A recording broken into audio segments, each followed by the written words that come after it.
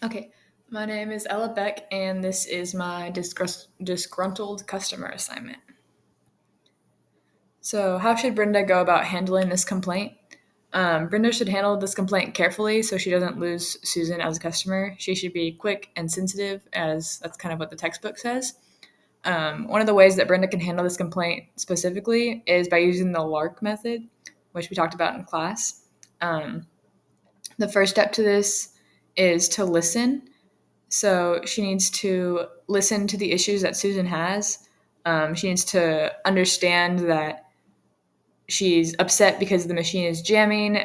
She was billed for extra toner and she never received that toner. That she was promised training and she never received any. And then the machine is a lot slower than she thought. Um, the next thing is to acknowledge.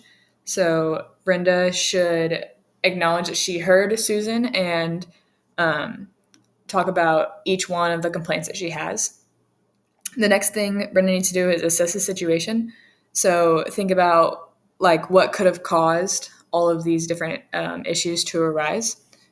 And then after Brenda does those three things, she should respond to Susan.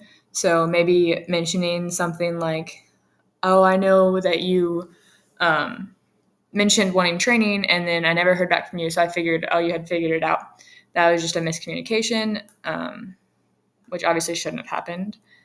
And then the next thing, the paper jams, Brenda should explain that there's specific paper that needed to be used in the machine in order for it to not jam. That jamming is not a common issue, so perhaps there was another reason for it.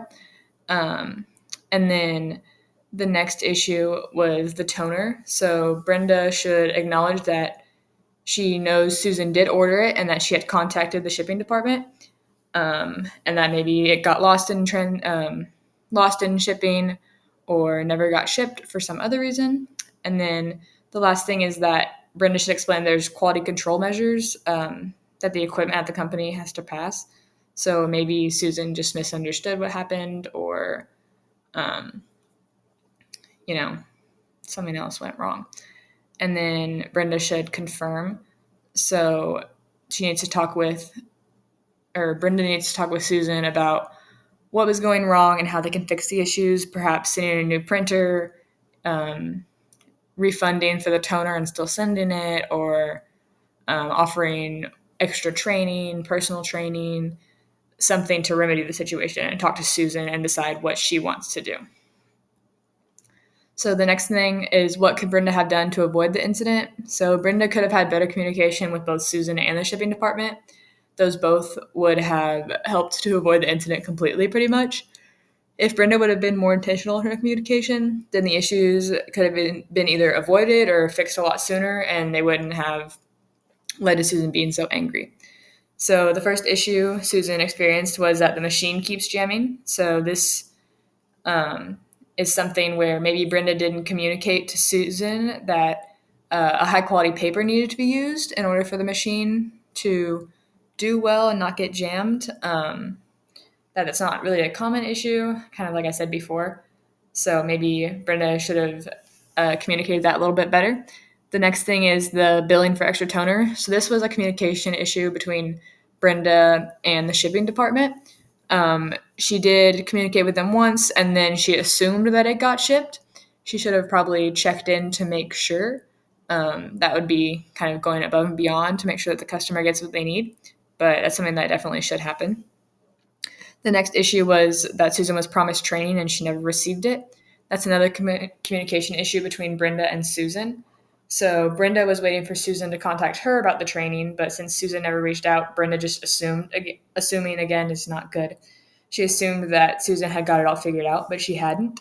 So Brenda should have reached out first and asked if Susan still wanted the training or what kind of training she did want. And then the last issue that Susan experienced was that the machine was slower than expected. So this could have been another communication issue with Brenda and Susan. Since there's such strict quality control standards at the company, maybe Susan just didn't understand what she was getting, and she thought she was getting maybe a higher processing machine or a faster machine. So maybe Brenda should have communicated with Susan a little bit better about the speed. So the next thing is, what steps can Brenda take to do a better job of maintaining open, two-way communication with Susan? So Brenda can maintain that communication by encouraging feedback, whether that be positive or negative. Brenda can also focus on active listening when she speaks to Susan over the phone. So a couple of things she could focus on to help do better active listening would be listening without interrupting and paraphrasing and check understanding. Brenda should also have frequent conversations with Susan. So calling Susan frequently to check up and make sure Susan is doing okay and everything's working all right. That will make Susan feel much more comfortable calling Brenda if any more problems arise. So Brenda reaching out frequently will help Susan feel like it's okay to call, and that'll allow communication to become a lot more natural and a lot more two-sided, which will be really beneficial in the long run. So last thing is, assuming that Brenda can retain Susan as a customer, how can she add value to her relationship with Susan's firm? Right now, Susan is really unhappy with NCC, and Brenda's first priority should be repairing the relationship.